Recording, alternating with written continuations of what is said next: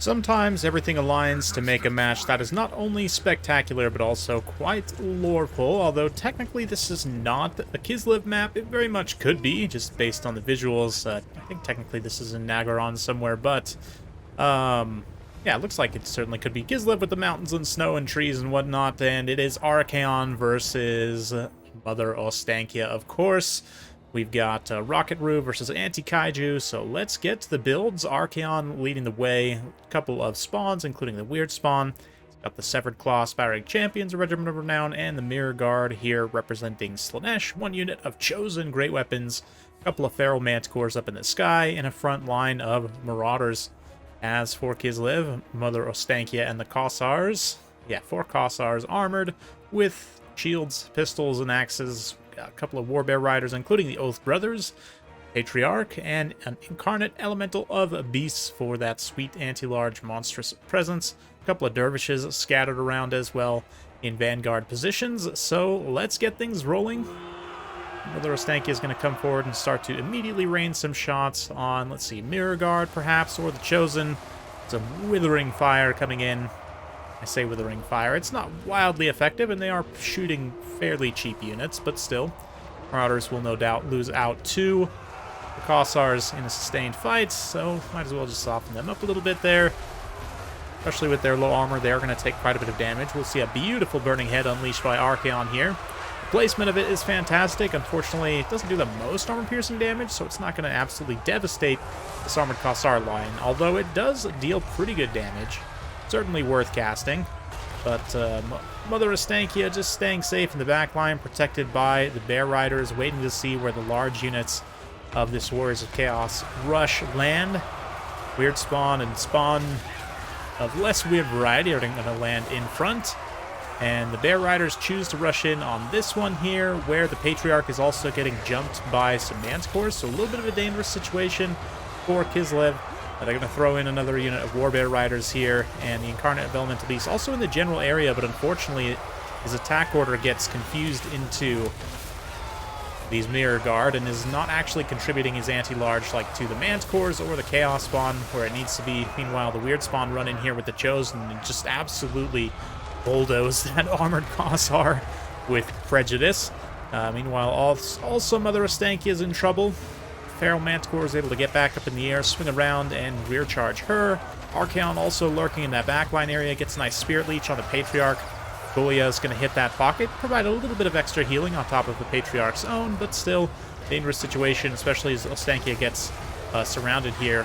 Incarnate Elemental Beast coming to her defense, and a nice Flock of Doom being unleashed here. If Ostankia can stay alive, that Flock of Doom will be the bane of especially these Chosen over the period of the game, but we'll see. Her status is very much in doubt at this point as her beast sled gets chased around by the Lord of the End Times. Straight into the Warbear Riders, which had been in this pocket arguably like maybe 10 to 20 seconds too long. They kind of overkilled the regular spawn here and now could have swung over perhaps into this engagement, although there are Chosen in Weird Spawn there.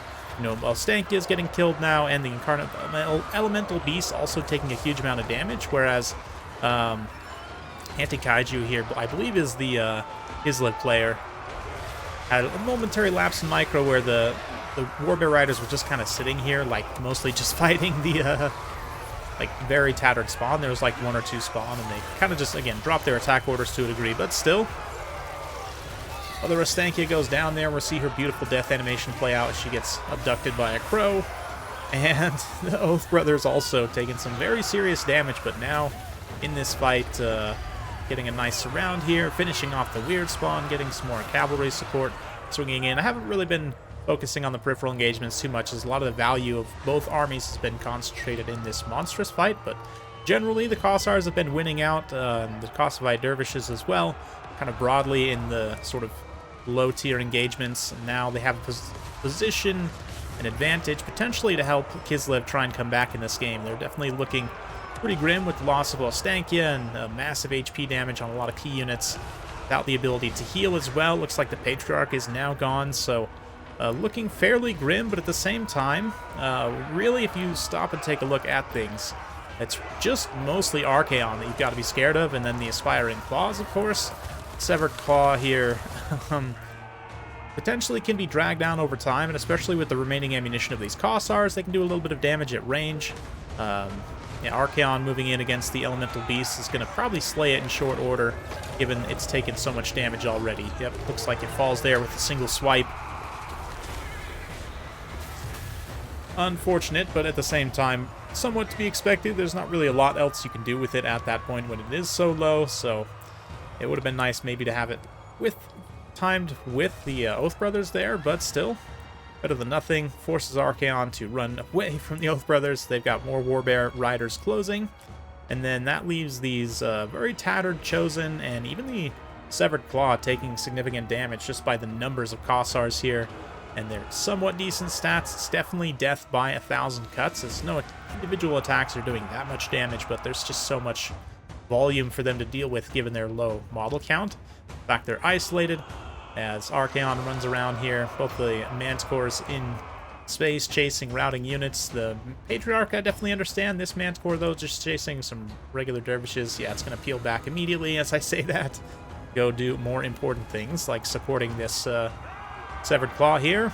Archaon also manages to outmaneuver the Bear Riders for the most part, but doesn't want to commit to an engagement there where he's going to get rear charged and surrounded, so just kind of bypasses as the Severed Claw slowly get drowned in Kossar bodies. The brave men of Kislev, in their numbers, doing everything they can to overcome most unfair advantages that Chaos brings to an individual warrior, at least. With those Severed Claws being incredibly powerful on a personal basis. A little bit more Spear Leech there from Archaon as one of the Manticores gets caught on the ground here by the Warbear Riders and Dervishes. Oath Brothers, despite how tattered they are going to drop a little bit of bombardment, of course. Their Regiment of Renown bombardment does confer Blinded, which is going to be really nice for all these units that are trying to fight the Severed Claw, hindering their melee attack, and especially their melee defense down to only 28 means these units actually have a pretty good chance to hit, all things considered. There is one Dervish here with a little bit of ammunition left, but yeah, the Warbear Riders managed to take care of the Manticores there. Let's see, likely to overrun into the Chosen here. Nope, they choose not to actually charge the Chosen directly, which I think, again, maybe a little bit of a mistake. They're more focused on just catching Archaon, which is much more of a valuable target, and you can see here how they kind of maneuver into trying to get him in a surround, actually trap him in between all of them. Archaon's slippery enough, though. Great micro here by Rocket Roo, I believe is the Chaos player. Manages to avoid, but then just pops the Slayer of Kings and dives right back in. So evidently just waiting for that uptime. Gets a Spirit Leech as well, and doesn't actually get too many swings with Slayer of Kings active, but it is still going to be active for a few more swings here, especially that extra splash attack power allows him to hit more targets. Or maybe, I don't know, I think that's how it works, right? Anyway, he manages to terrify away the Oath Brothers there, and the regular Warbear Riders manage to hold, although the Severed Claw has now been routed.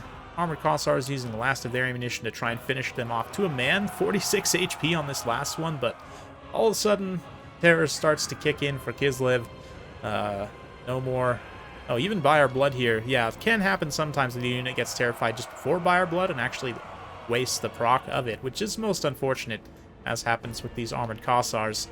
But yeah, these little bit of ammunition that remains here, if they can get on the Manticore to shoot it, would be most advantageous, but the Manticore going for a nice angled side charge here to hit maximum contact on its charge animation.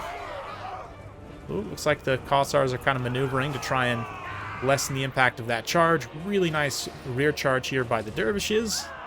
Will it be enough to finish the leadership of the Manticore? Not quite. Everything terror routes for Kislev as they just can't quite hold on at this point. The one Aspiring Claw also comes back. Absolute Chad at 46 HP still. He's feeling fine. And Manticore is as well. Now, Dervishes do have quite a bit of HP left. The problem is their leadership is really not great, and they're fairly squishy units. I mean, 24 melee defense, really not fantastic, but ooh, let's see if they can get a good charge here. Unfortunately, due to their formation, they don't get the best surround, but they're kind of manually pathed through into a surround. And let's see here, the Manticore not taking an insane amount of damage. As their attacks start to play out a little bit more, it takes a little bit more damage, but the one aspiring champ here getting a side charge, technically, I guess. Anyway, a little bit of Burning Head by Archaon. Doesn't make great contact, but is going to do a little bit of leadership damage there. So it is coming down to an absolute razor's edge, but I mean, at this point, there's effectively nothing that can really do damage to Archaon, meaningfully enough to actually threaten him. So, yeah, he's going to charge in and pretty much just tear out everything that remains for Kislev. Sorry to spoil the ending for you, but it is mostly inevitable. I mean, I guess maybe not. Archaon is getting pretty low, but if Kossars had maybe a little bit more leadership, they perhaps could grind him down in the end game, but unfortunately, it's not enough. And Archaon manages to just barely edge out the day. So a super close game.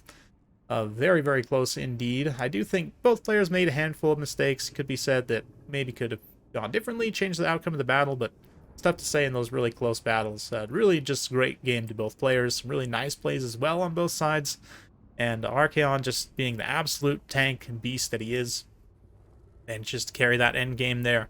The infantry for Chaos, yeah, I mean, the upper tier infantry is going to do pretty decently, but this mid to lower tier infantry, like, I'm even surprised. I guess the Mirror Guard did kind of get bulldozed by all those Bear Riders and whatnot in that center engagement, but yeah, the Mirror Guard and the Chosen both managed to pay for themselves. Weird spawn as well. Again, a little bit of a slip by Anti-Kaiju there. Maybe could have collapsed them slightly earlier, but hard to say.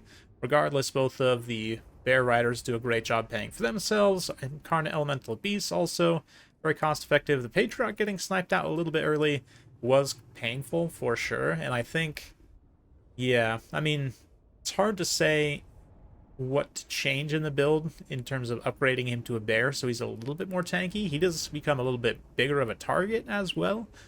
But that extra armor and HP, in my opinion, can often be worth it purely from a survivability perspective. Just gives him a little bit of extra forgiveness to work with, basically, so he doesn't get sniped out quite as easily. But again, I don't know what exactly I would change here necessarily in order to free up those funds. I have to kind of think about it a little bit here. Almost Stankia getting hard sniped too is pretty painful. Good job by Rocket Roost staying focused and using his tools in an appropriate way to deal with that threat. Both the Mancores get really nice value.